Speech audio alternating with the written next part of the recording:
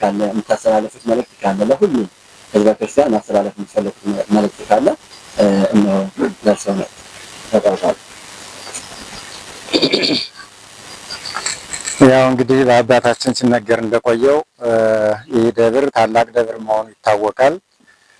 ይሁን እንጂ እንደ ሌሎች አድባራት ጥንታዊ ደብርና ገዳም ቢሆንም ትልቅ የሆነ የመንገድ ችግር ስላለ በሌላው አካባቢ ያለው ማህበረሰብ ወይም ምዕመኑ መጥቶ ከዚህ ቦታውን ተረግጦ ያለውን ቃል ኪዳን ተቀብሎ መሄድ የሚችልበት አጋጣሚ እስከሌለ ድረስ ብዙዎቹ በርቀት ነው እንግዲህ የጻድቁን ገድላቸውን ሁሉን ነገር ሊሰሙ የሚችሉ ማለት ነው። ያም ሆኖ እንግዲህ በመጀመሪያው አካባቢ አባታችን መግቢያው ላይ እንደተናገሩት ያው በደብሩ አማካኝነት ሁለት የተከፈቱ አካውንቶች አሉ። ያው የመጀመሪያው አባ ሊባኖስ በሚል የተከፈተ አካውንት ነው። አካውንቱንም ያው መጨረሻ ላይ ቁጥሩን ነግራቸዋለሁ ሁለቱንም። ያው የዚህ ዋና የአካውንቱ የተከፈተበት ዋና ዓላማ አለው።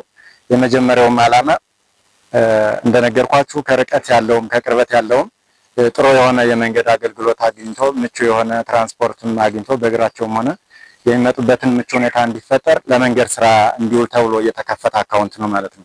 ይሄ ዝግ አካውንት ነው። ያው ሲንቀሳቀስ 3 ሰዎች ብቻ ናቸው ማንቀሳቀስ የሚችሉት።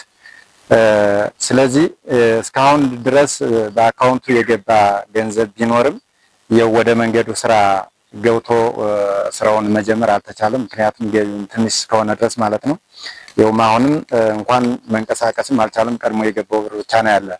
ስለዚህ አሁንም ሁለቱን አካውንቶች መጨረሻ ላይ የምነግራችሁ ነው መንገዱን እንድንሰራው የሁላችንም ርብርብ ስለሚያስፈልግ የጻድቁን ታላቅነታቸውን ለማህበረሰቡ ሊሰጡት የሚችሉትን ትልልቅ ዋጋ በዜና ብቻ ሳይሆን በአካልም በምስክርነት ምዕመኑ የተገኘ እንዲመሰክር ሁላችንም በመንገድ ስራው በተከፈተው አካውንት የተቻላችሁን ታደርጋላችሁ ማለት ነው። ሁለተኛው የተከፈተው አካውንት አሁን በዚህ ዓመት ማለት ነው በሁለት ወንድሞቻችን በደብሩ አገልጋዮች በሆኑት በቄስ ዋጋው ሙጨና በቄስ ያበባል ጌጡ የተከፈተ አካውንት ነው ያለ ጥምር አካውንት ነው።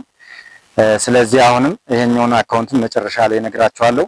የዚህ አካውንት ዋና ዓላማ ከመጀመሪያው ይለያል። የነሱ ያው በሁለታቸው አማካኝነት የተከፈተው አካውንት አዲስ ከየኔታ በተጨማሪ ከነባሩ አባታችን አገልጋይ አባታችን በተጨማሪ ሊያግዝ የሚችል የደብረ አባይ የቅዳሴ መምህር ተቀጥሮ ደቀ መዛሙርቶች እንዲያፈሩ እና በቦታው ተተኪ ትውልድ ለመተካት ታስቦ ለደመወዝ